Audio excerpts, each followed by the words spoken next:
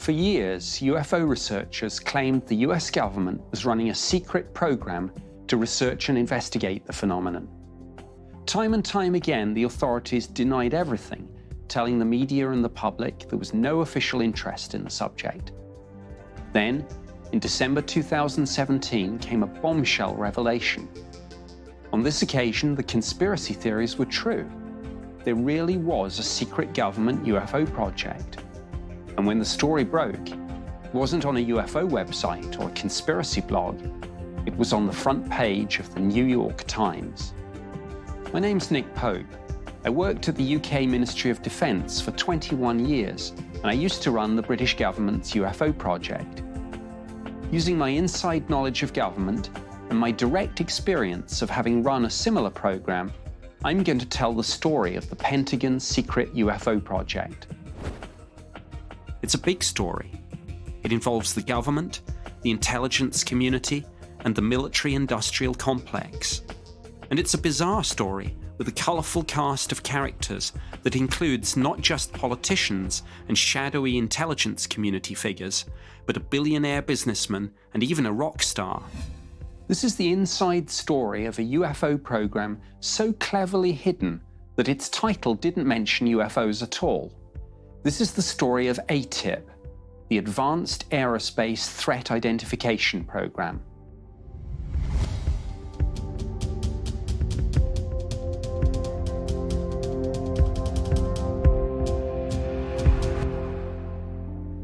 To tell the full story of ATIP, we need to go back in time. We need to go back over 70 years to when it all began.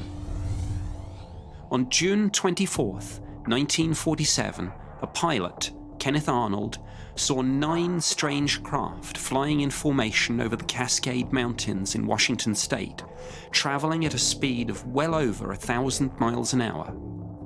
The media got wind of the story and labelled these mystery objects flying saucers or flying discs. Further reports came in from other locations in the United States and from countries all around the world. What were these strange craft? What were they doing? And who was flying them? Then, as flying saucer fever swept across the nation, in early July 1947, something crashed in the New Mexico desert close to an Army airfield. The name of this base was Roswell. Wreckage from the crash was gathered up from a local ranch by military intelligence officers stationed at Roswell.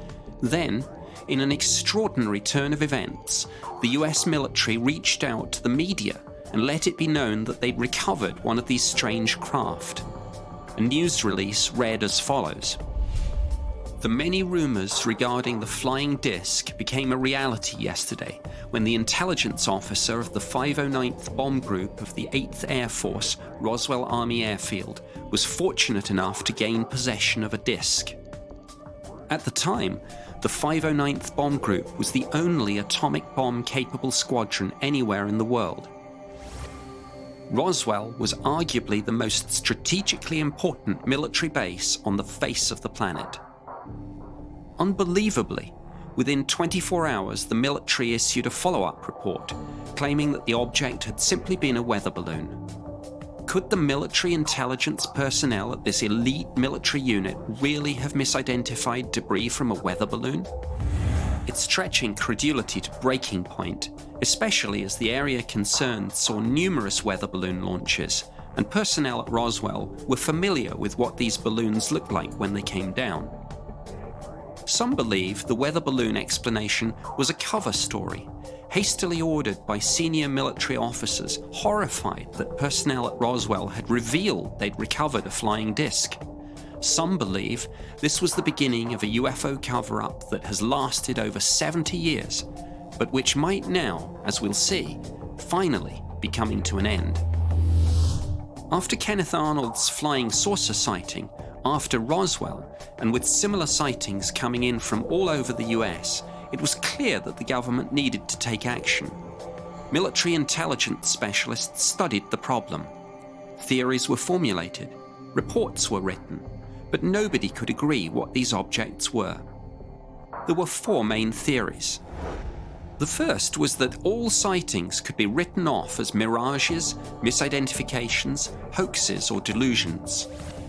A second theory was that flying discs were secret prototype aircraft or missiles operated by another part of the US government. With information compartmentalized and restricted to those with a need to know, was it possible that one part of the government didn't know what another part was up to? The third theory was a variation on the second, but suggested these missiles or aircraft weren't American, but belonged to the Soviet Union. Might the Russians have developed long-range missiles or aircraft, and could they be probing US air defenses, gathering intelligence, looking for weaknesses? It was a terrifying thought. The final theory began as a minority report, but gained ground steadily. The theory was that these objects were extraterrestrial spacecraft. Whatever the truth, the US government and military needed to know, and fast. While much of the research and investigation was done in secret, behind closed doors, military commanders recognized that if they wanted to amass evidence, they needed to ensure that people who saw these mystery objects could report them to the authorities. The United States was about to get a UFO project. The US government's UFO research and investigation program operated from 1947 through to the end of 1969. It ran under three names: Project Sign, Project Grudge, and most famously of all, Project Blue Book. Project Blue Book investigated over 12,000 sightings, of which precisely 701 remained unexplained. These included cases where the witnesses were police officers, military personnel, and pilots, and cases where visual sightings were corroborated by radar evidence. In many cases, objects demonstrated speeds and maneuvers that were significantly in excess of even the fastest and most capable military aircraft. Project Blue Book even invented the term UFO, correctly judging that unidentified flying object sounded more serious and scientific than flying saucer or flying disc. Project Blue Book's headquarters was at Wright-patterson Air Force Base, the very location where it was alleged that wreckage from the Roswell crash had been taken and stored. In 1969, the plug was abruptly pulled. For some years, it had been clear that the United States Air Force had been looking for a way out of the program. They commissioned the University of Colorado to undertake a study. From 1966 to 1968, the university ran a project known as the Condon Committee, so called because it was chaired by physicist Edward Condon to review the Blue Book data. The Condon Committee delivered its final report in November 1968.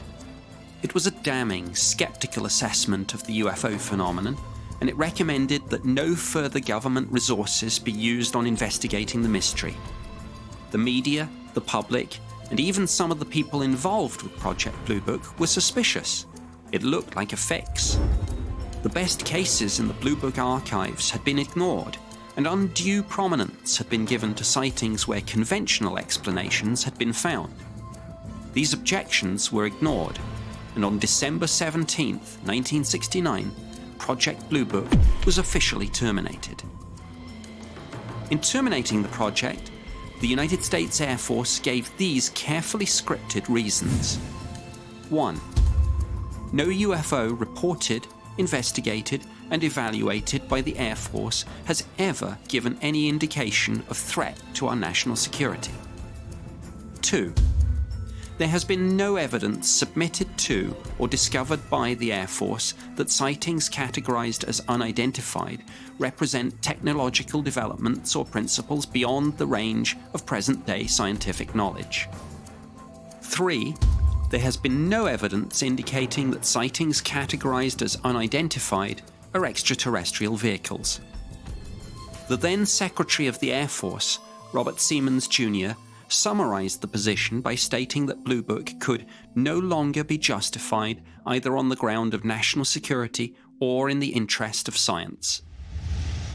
Are we really to believe that from 1970 onwards the US government ignored all reports of unidentified objects in their airspace? This would be ridiculous.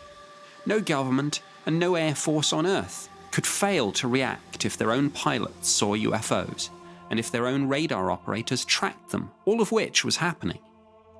Project Blue Book may have been terminated, but UFOs didn't go away. Sure enough, the clues were there, suggesting that in parallel with Project Blue Book, a secret reporting system existed, where even if the public were cut out, the military could continue to report UFOs. In a memo dated October 20th, 1969, Brigadier General Carol Bolander stated, "Reports of unidentified flying objects which could affect national security are made in accordance with JNAP 146 or Air Force Manual 55-11 and are not part of the Blue Book system." The US government's UFO project had gone dark. The trail had gone cold. It would be decades before it emerged from the shadows, but when it finally did, everything would change. For years, after the termination of Project Blue Book, anyone who asked about UFOs was told there was no official involvement. Whether you were a senator, a journalist, or a member of the public, the answer was always the same.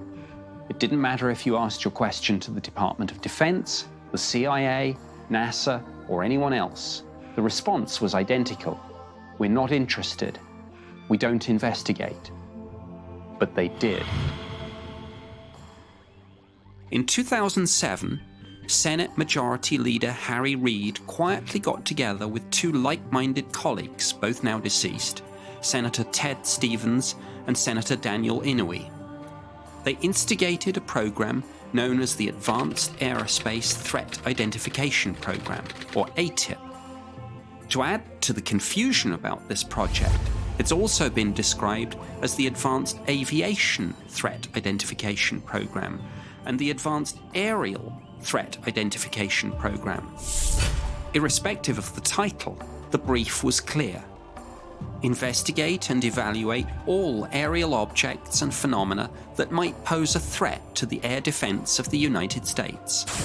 In some cases, such objects might be secret prototype aircraft, missiles, or drones.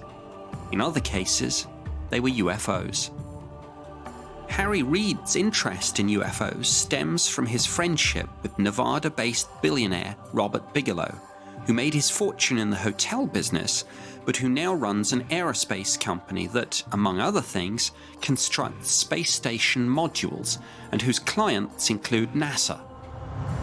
Bigelow also owned a sprawling 500-acre property in Utah known as the Skinwalker Ranch, where numerous UFO sightings and other paranormal events were witnessed and investigated by the National Institute of Discovery Science, a privately funded organization that Bigelow created to investigate UFOs, the unexplained, and fringe science.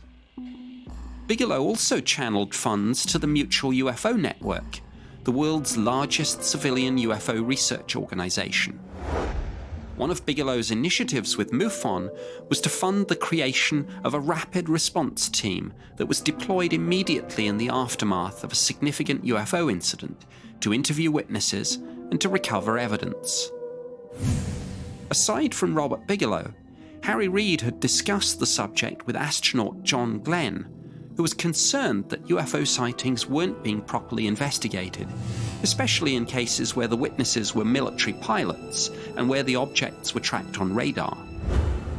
He felt that after Project Blue Book was terminated, pilots were reluctant to report sightings up the chain of command for fear that they'd be disbelieved, ridiculed, or even grounded due to concerns about their state of mind. ATIP was run from the Pentagon, but the program was owned not by the Department of Defense, but by the super-secret Defense Intelligence Agency, officially designated as a DoD Combat Support Agency. From their website, the DIA mission is described thus: "We produce, analyze, and disseminate military intelligence information to combat and non-combat military missions. We serve as the nation's primary manager and producer of foreign military intelligence and are a central intelligence producer and manager for the Secretary of Defense, the Joint Chiefs of Staff, and the Unified Combatant Command. Now here comes an interesting twist in the story. While the DIA owned ATIP, much of the work was contracted out into the private sector. This often happens with specialist projects where there may be insufficient in-house expertise, and leveraging the knowledge and resources of defense contractors can have considerable advantages.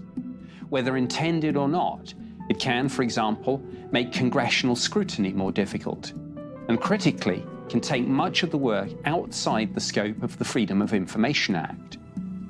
The UK Ministry of Defence did the same thing with some highly classified UK defence work, especially projects that could be considered somewhat out there and thus politically embarrassing.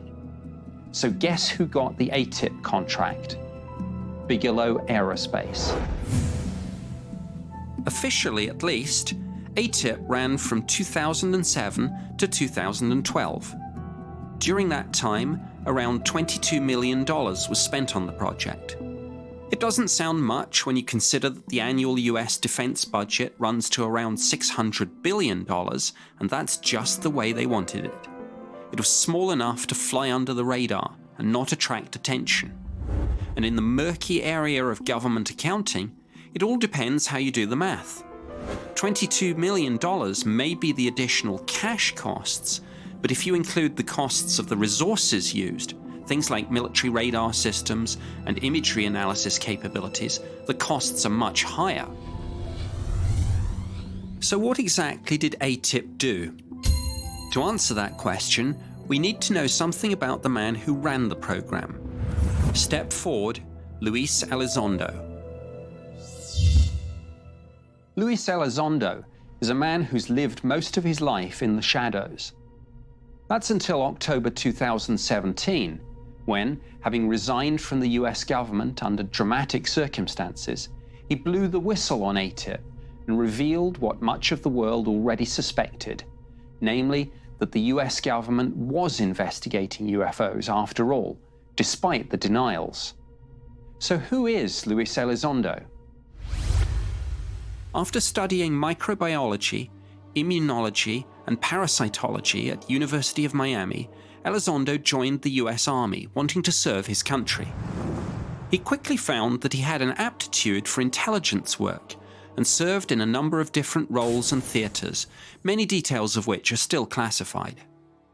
In view of his particular skills and his love of intelligence work, he soon left the Army and went to work for the Department of Defense as a civilian, serving in a variety of posts all around the world. Then, in 2008, his life changed forever when he was asked to join ATIP, which, as we've seen, had been set up in 2007 at the instigation of Senate Majority Leader Harry Reid. When the director of the program moved on in 2010, Elizondo took over and filled the post until 2017, when he resigned from government service. Elizondo decided that his priority in investigating UFO sightings should be to answer two questions. What were these things, and how did they work? In other words, what was the technology behind them? He deliberately set aside the more provocative questions. Who's behind the wheel, as he puts it, and what's their intent? ATIP was beset by problems and controversies. There was the inevitable struggle for funding in a situation where there was intense competition for limited defense resources. And while they tried to avoid terms like UFO, the phrase had so much pop culture baggage that ATIP was always going to struggle to be taken seriously. They even came up against problems from more senior staff whose personal paradigms and religious worldviews were challenged by some of the ATIP data. That's one of the reasons why, in October 2017, Luis Elizondo decided to resign not just from ATIP, but from the Department of Defense, leaving after a distinguished 22-year government career. It was a resignation of principle. Elizondo felt that what he'd learned was too important to be hidden away. As he puts it, to do his job properly, he had to leave. He had to leave so he could be part of a process whereby the American people could have a serious conversation about this subject. Not about flying saucers and little green men, but about the important defense, national security, and air safety issues raised by the phenomenon. On his departure, Elizondo wrote a letter of resignation to Secretary of Defense Jim Mattis, a man he admires greatly and under whom he served in combat, expressing his dissatisfaction at the lack of attention more senior Pentagon officials were giving to the UFO problem. It's a problem, he says, because these objects are in our airspace, outperform our jets in terms of speed and maneuverability, and remain unknown. To better articulate this point, Elizondo uses what he calls the muddy boot prints analogy. Imagine, he says, that each night, before you go to bed, you set your home alarm system. But each morning, when you come downstairs, there are muddy boot prints on your floor.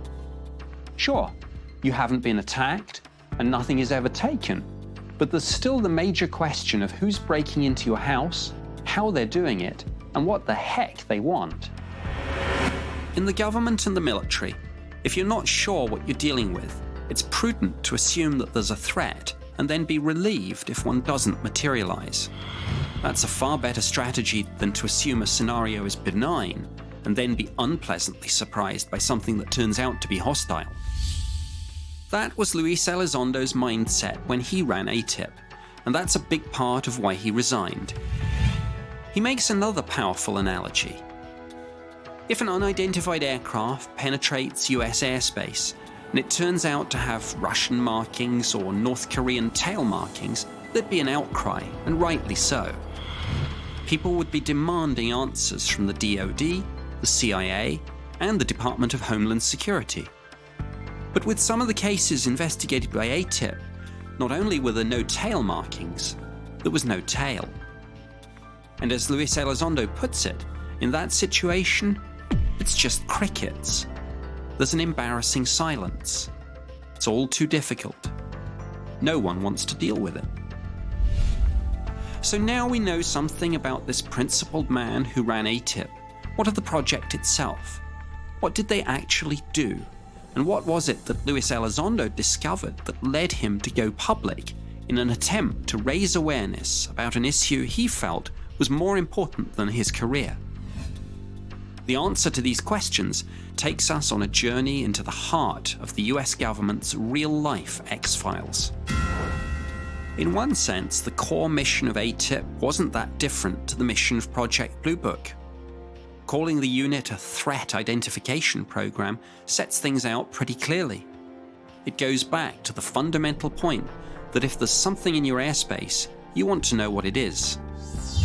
And there are few better ways of getting answers to those questions than analysing videos, particularly when those videos come not from enthusiastic members of the public sending in grainy cell phone footage, but from Navy pilots who were chasing UFOs and recording the encounters on film, while further corroboration was provided by virtue of the fact that some of these encounters were being tracked on sophisticated military radar systems.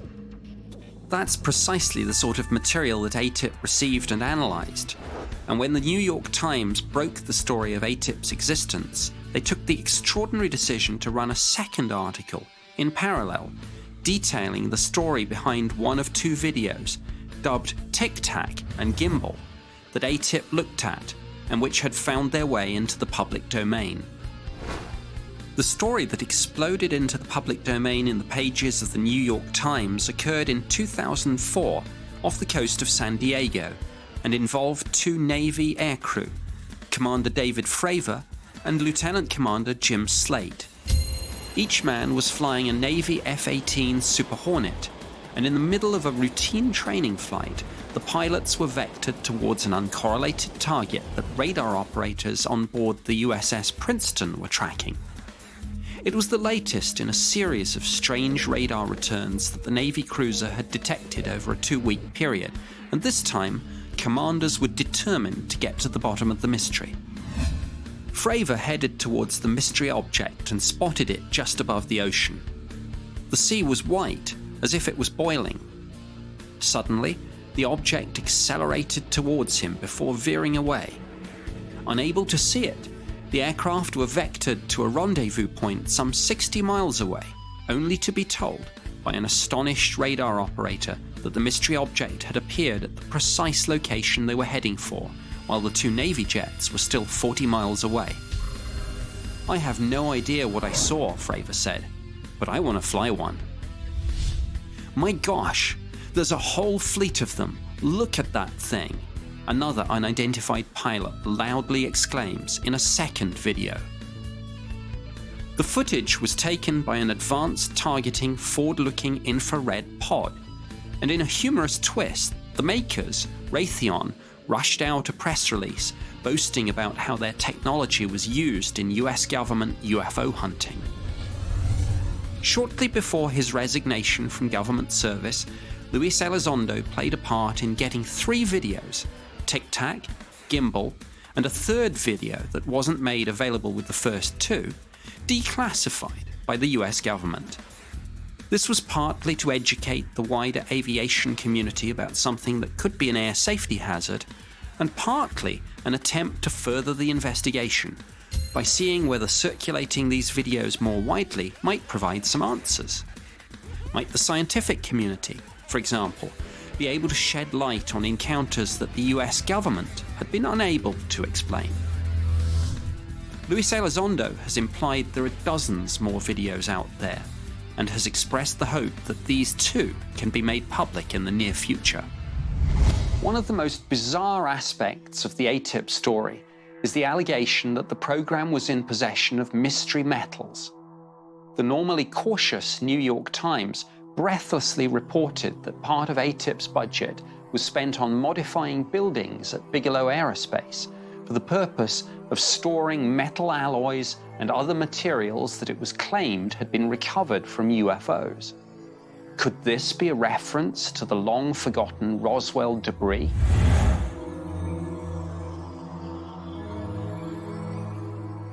This question has yet to be answered, but irrespective of this, let's be very clear. The science is simple. There are no mystery metals. In chemistry, everything sits somewhere on the periodic table, so the constituent elements of any material can be determined. It gets better than this. There are tests that can tell whether or not material has been in space, such as those that involve examining isotopic ratios or looking at ionization. This will show whether the materials have been exposed to cosmic rays. The differences arise because Earth's atmosphere protects us from these cosmic rays. These sorts of tests are done on meteorites to differentiate them from terrestrial rocks. If any materials were exposed to cosmic rays, it doesn't prove they came from an extraterrestrial spacecraft, as they might have come off a satellite or a rocket, but it certainly narrows things down. These tests are so obvious to chemists and material specialists that there's no way they won't already have been done. Bigelow Aerospace must know the results of these tests. These findings will have been briefed back to ATIP project managers at the DIA. If there are any anomalies here, the US government will already know about them. Luis Elizondo chooses his words very carefully when discussing this super-sensitive aspect of ATIP's work. Yet, in one sense, he's been outspoken about this aspect of the project, an aspect that might just be the biggest smoking gun of all time. In one interview, Elizondo addressed the speculation about these mystery metals. He was insistent. He described them as metamaterials. He said that not only had the isotopic ratio analyses been conducted, but that the results were in. Incredibly, the results showed unique isotopic ratios that could only have resulted from these materials having originated from beyond this Earth. One of the most extraordinary parts of ATIP's activities relates to the study not of videos or even metals, but of people. Over the years, Hundreds of thousands of UFO sightings have been logged and investigated, some by government programs, others by civilian research groups such as MUFON. While many of these sightings involved UFOs seen at distance, others have been decidedly up close and personal. There are some cases where it's claimed witnesses got so close to a UFO that there were physical effects, and sometimes even injury and illness, burn marks, suspected radiation sickness. If UFOs are powered, as many suspect, by some form of exotic energy source, it's certainly possible to speculate that getting too close might be dangerous. And in case anyone thinks this is paranoid nonsense spouted by conspiracy theorists, it isn't. It's the official view of the British government. Case in point, Rendlesham Forest. This is the UK's best-known UFO incident, and it's been called Britain's Roswell. In December 1980, a UFO landed in a forest that lies between two US military air bases. There were 3 nights of sightings, and on the 3rd night, the witnesses included the Deputy Base Commander, Lieutenant Colonel Charles Holt.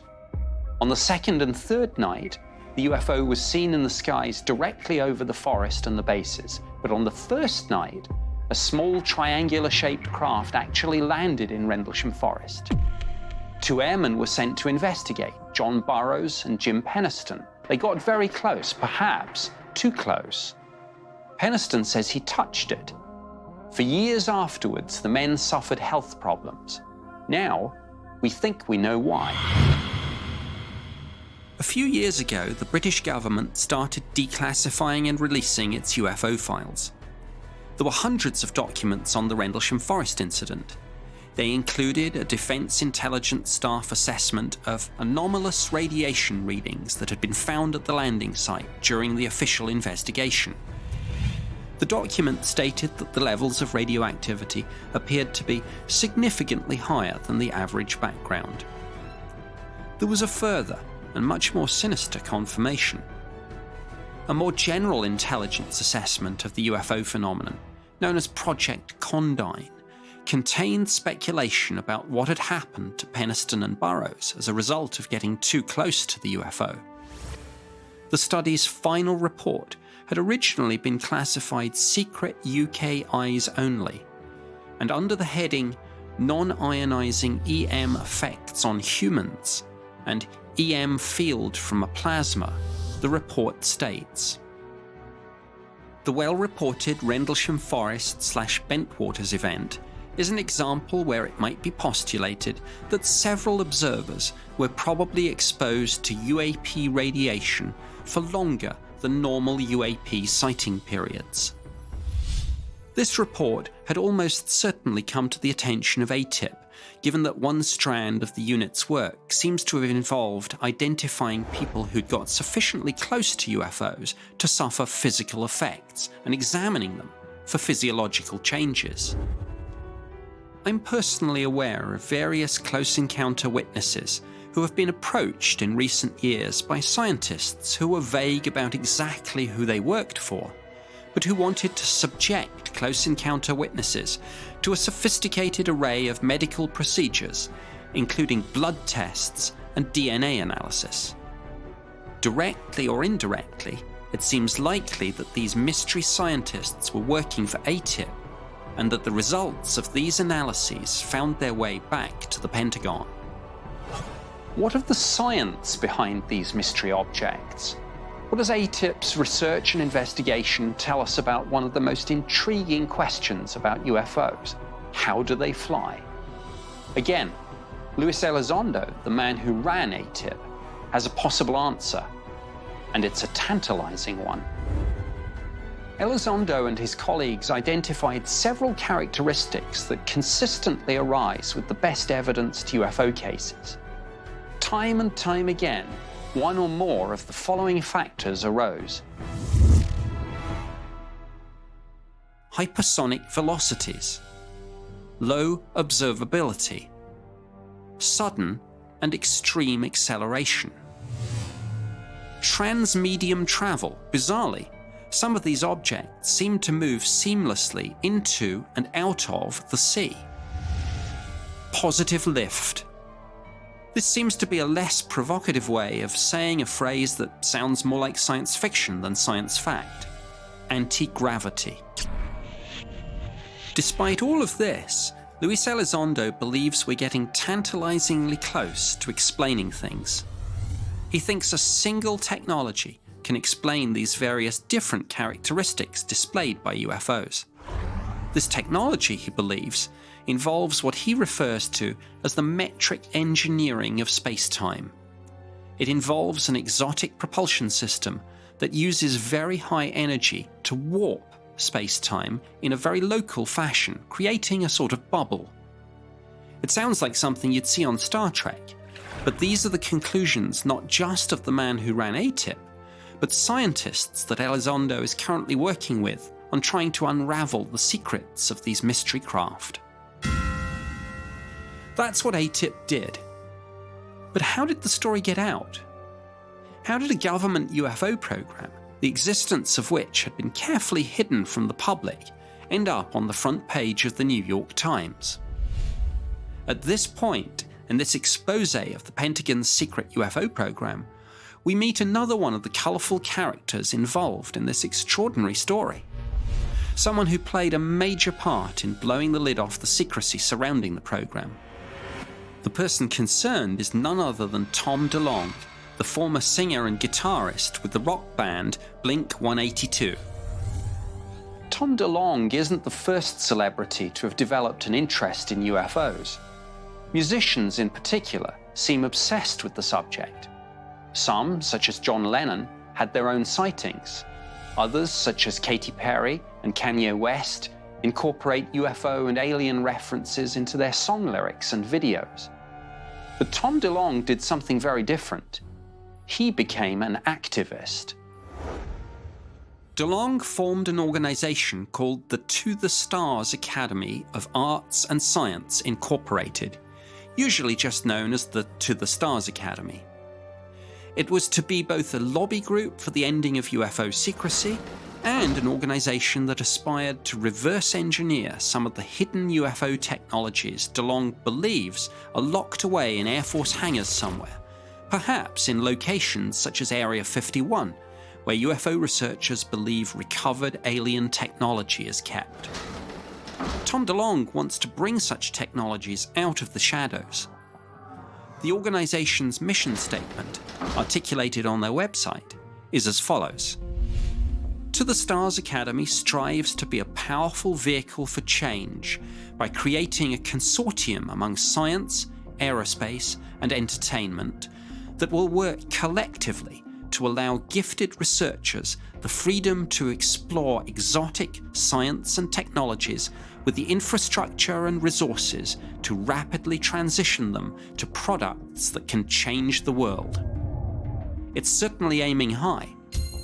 But for those who might have been skeptical, there was an early clue that DeLonge was emerging as a serious player. When WikiLeaks published emails from President Obama's former chief of staff, John Podesta, included among them was correspondence from Tom DeLonge, briefing Podesta on his initiative. DeLonge was pushing at an already open door. Podesta is a UFO believer and a fan of the X-Files, and his occasional UFO-themed tweets have been major news stories.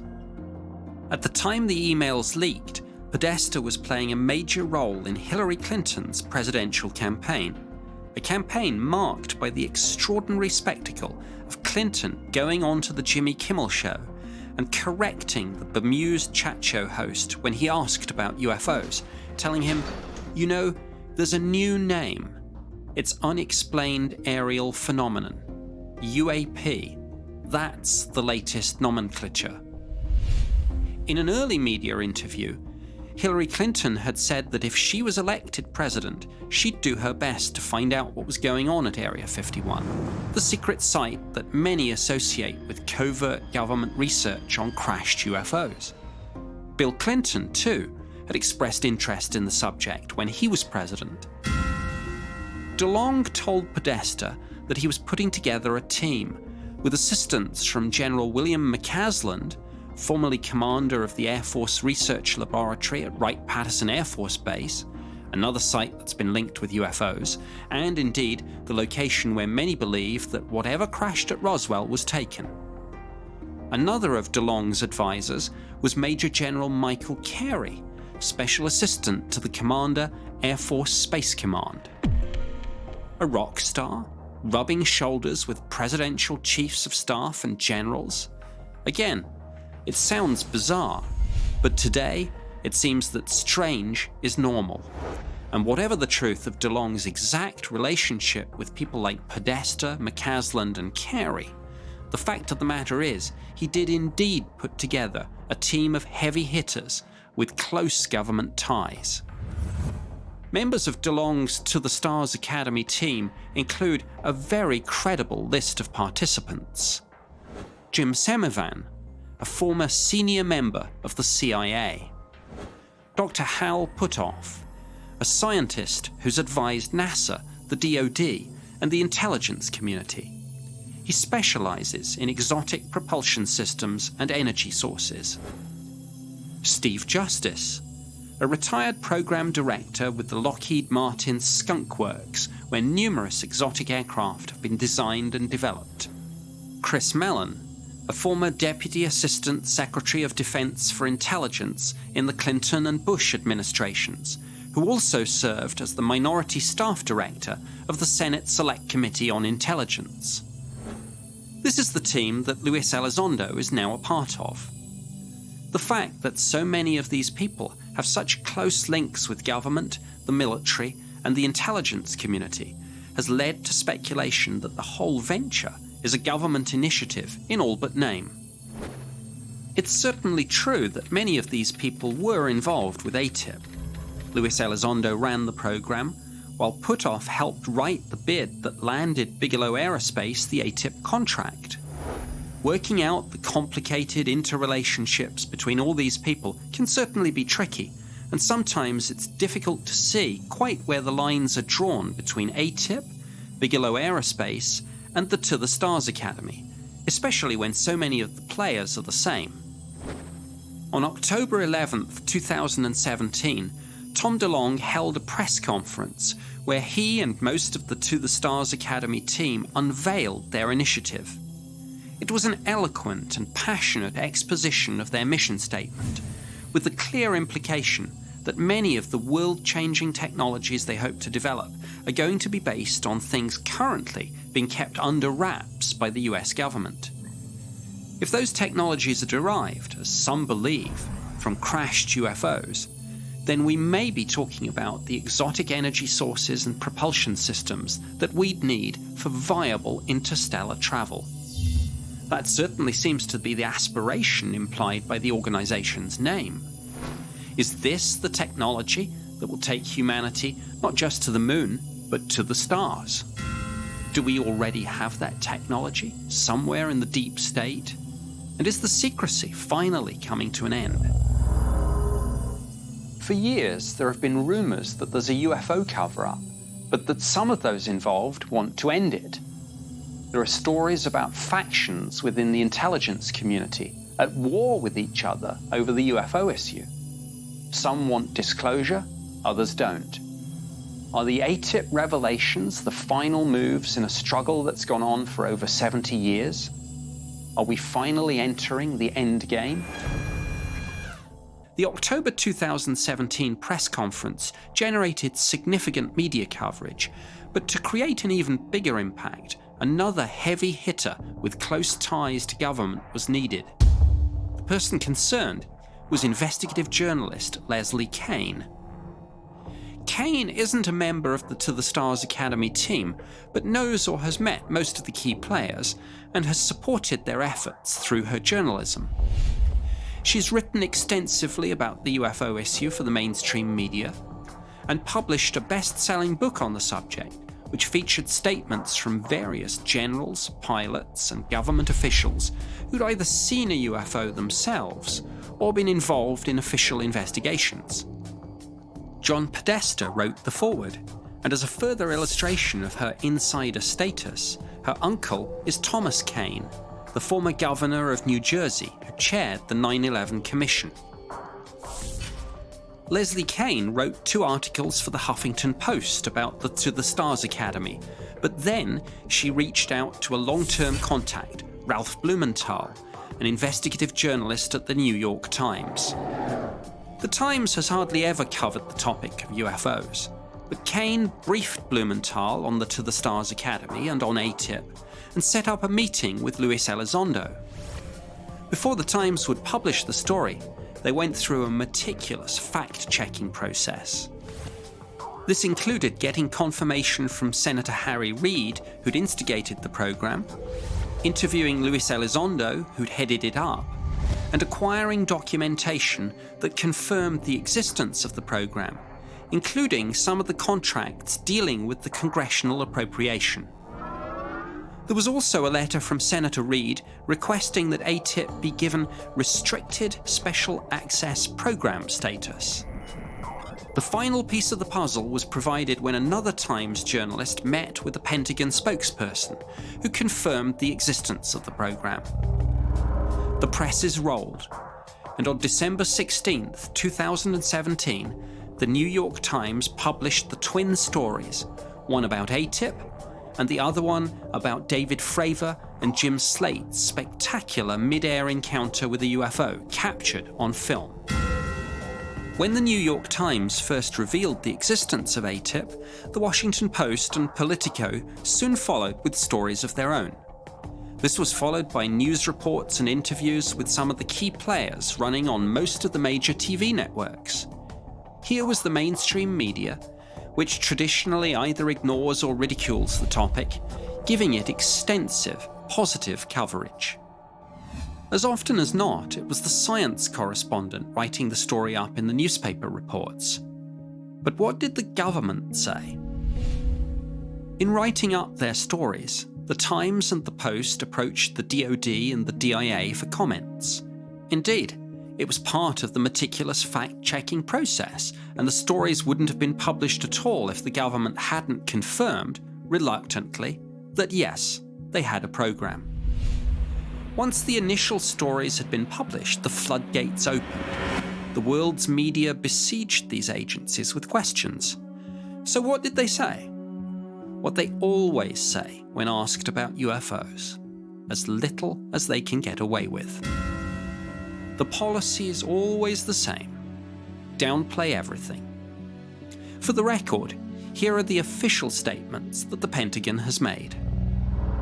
The Advanced Aviation Threat Identification Program ended in the 2012 timeframe.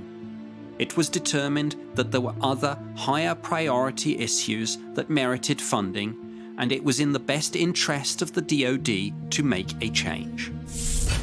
When asked if UFO sightings were still being investigated, despite the claim that funding had been cancelled, the same spokesperson had this to say: "The DoD takes seriously all threats and potential threats to our people, our assets, and our mission, and takes action whenever credible information is developed." When the ATIP story broke, UFO skeptics, particularly the aggressive, debunking kind, were at a loss as to how to respond. Their worst nightmare had just come true. For years, they delighted in portraying people who claimed the US government was secretly investigating UFOs as conspiracy nuts. But these so-called conspiracy nuts had turned out to be irrefutably and demonstrably correct. The believers had the Navy videos of military jets chasing UFOs. They had Senator Harry Reid, who confirmed everything and added, "I'm not embarrassed or ashamed or sorry I got this thing going." They had Luis Elizondo speaking on the record. They had the New York Times fact-checking the story by having had sight of some of the contractual documentation and by speaking to others associated with ATIP. Finally, the icing on the cake, they had the Pentagon confirming the story was true. So what did the skeptics have? Not a lot. There were some half-hearted attempts to explain away the videos in terms of various mutually contradictory theories, ranging from drones and reflections through to technical artifacts of the infrared camera. At times, The debunkers appeared to have forgotten the testimony of the pilots themselves, who confirmed they had visual sightings of the object, as well as the object showing up on film. When Commander Fravor gave an interview in which he said the object he chased accelerated like nothing I've ever seen, debunkers resorted to the unsubstantiated claim that pilots don't make very good UFO witnesses, and they ignored other aspects of the story altogether, such as the fact that the UFO had been tracked on military radar. Even astrophysicist and TV personality Neil deGrasse Tyson got in on the story, with an interview on CNN in which he somewhat disingenuously described the footage as fuzzy video, before proceeding to restate his skeptical views about UFOs. There were other targets when it came to the wrath of the debunkers. Tom DeLonge's To the Stars Academy was described as a money-making organization because it invites people to invest and become shareholders.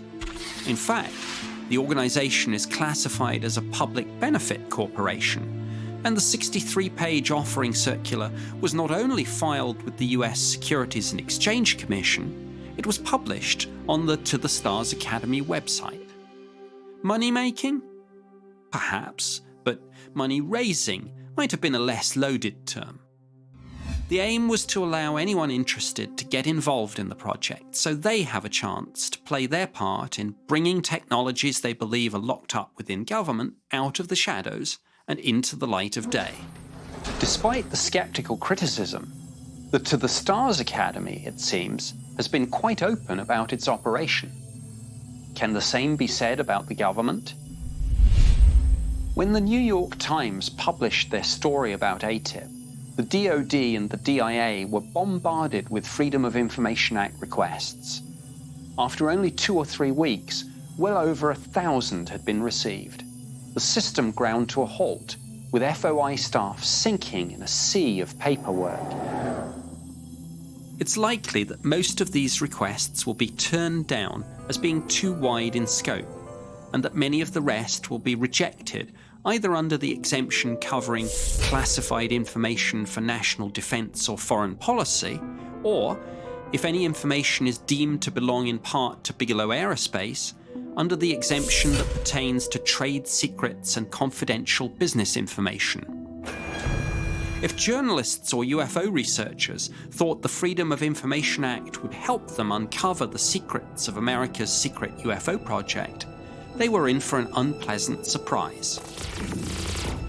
On the question of uncovering ATIP's secrets and finding out what more remains to be revealed, there's another intriguing possibility. ATIP was the Pentagon's secret UFO project, successfully hidden for years from Congress, the media, and the public. They certainly had lots of unknowns and lots of great evidence, testimony, technical documents, analyses, videos, even materials. But by their own admission, they didn't have all the answers. Maybe they had fragments of something that crashed, but from what we know so far, they didn't have an actual craft, and they didn't have aliens, dead or alive. Yet, for years, researchers have claimed that's precisely what the government does have. Could it be that the reason ATIP didn't have all the answers is that there was another program, so secret, so deeply buried, so cleverly hidden that even ATIP couldn't find it? Luis Elizondo certainly admits this is a possibility. The US intelligence community is comprised of 17 separate organizations.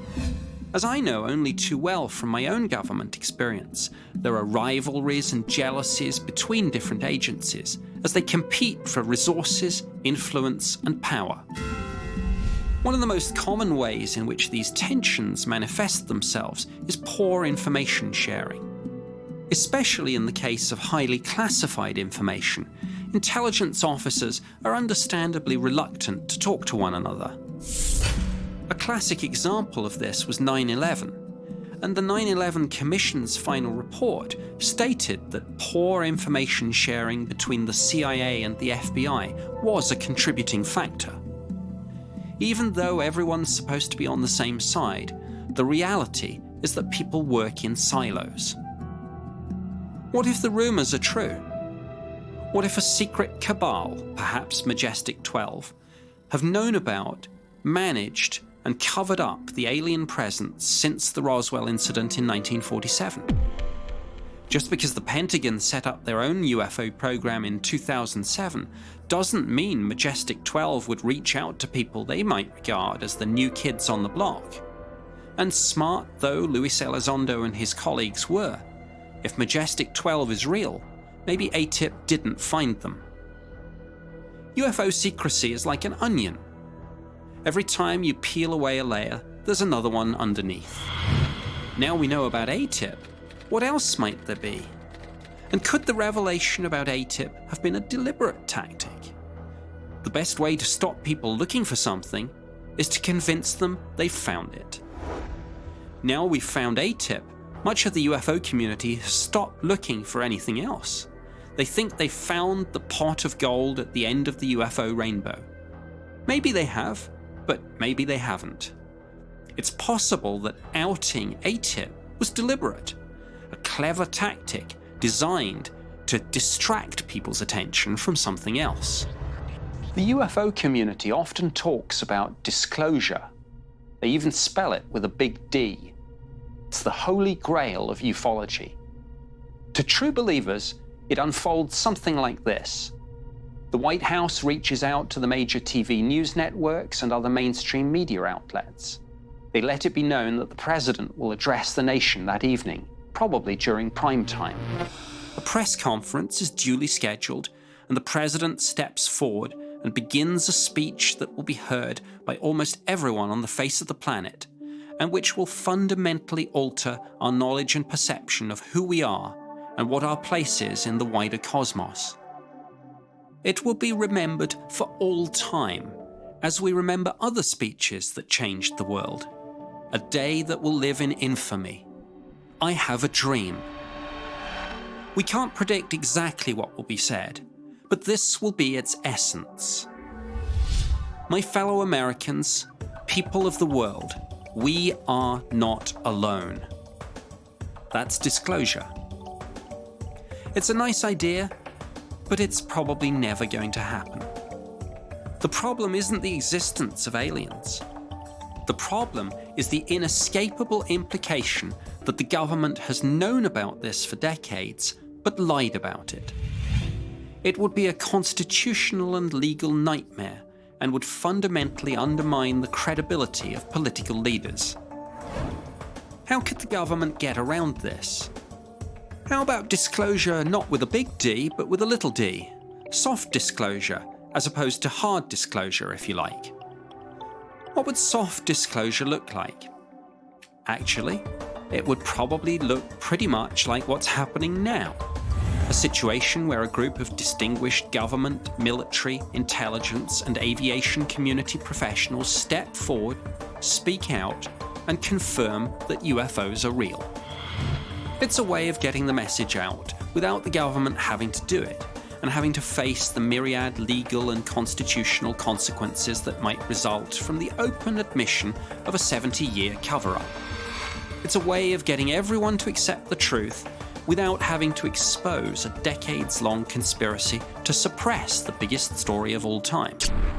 Of course UFOs are real, people will say. I've seen it on the TV news and read it in my morning newspaper. That's soft disclosure. There's a related theory. It's called the acclimatization theory. According to the acclimatization theory, there's an organized government campaign to drip-feed us the truth. Slowly, piece by piece, information will be revealed. Sometimes it might involve the release of documents, and on other occasions, it might relate to a whistleblower or to photos and videos of UFOs. Proponents of the acclimatization theory believe the aim is to soften people up, to gradually, over a period of decades, embed concepts of UFOs and aliens so deeply into our awareness that when the reality of extraterrestrial visitation is finally revealed, there won't be panic in the streets, but a quiet acceptance. It won't be run for the hills, it'll be, I knew it. The bottom line is that you don't shock people by telling them something they already believe. Are the revelations concerning the Pentagon's UFO program part of an acclimatization plan? And if so, is it one of the final moves before the big reveal? Might we get hard disclosure after all? There was to be a final twist in the ATIP story. In a sense, it was the ultimate irony. For years, conspiracy theorists had suspected the US government was lying about UFOs, covering up the truth about an extraterrestrial reality. Now, with the existence of ATIP in the public domain, it was suggested there was a different agenda. Some people claimed that the government had made up the evidence of extraterrestrial visitation. They suggested that the real aim of all this was to bring about a false flag alien invasion. The false flag alien invasion theory postulates that the Illuminati, or whoever people might suggest is responsible for the UFO cover-up, are deliberately creating belief in aliens. In this bizarre worldview, there are no aliens. Rather, the powers that be are manufacturing a threat that doesn't exist. A combination of Hollywood special effects and government propaganda can fake anything you like. The second coming of Christ, or, some believe, an alien invasion. It's been claimed that not only do such plans exist, but that the program even has a code name, Project Bluebeam. Faking an alien threat is what the man who developed the space rocket, Wernher von Braun, allegedly described on his deathbed as being the last card, the ultimate way in which shadowy forces would make their bid to take over the world. Because if 9/11 brought us the Patriot Act, which many believe was a tool to take away various rights and freedoms, then a faked alien invasion could allow the Illuminati, or whoever these unseen forces of darkness may be, to sweep away not just freedoms, but the entire concept of nationhood. The world would have to unite to fight the common alien foe. President Reagan talked about such a scenario in a 1987 address to the United Nations General Assembly, and we've seen the scenario play out in movies such as Independence Day, movies that some believe are designed to embed these concepts into our awareness as part of an indoctrination process. It would, literally, bring about a new world order. It sounds like science fiction, but if it isn't, the revelations about ATIP may be a sign that the diabolical plan is about to be put into motion.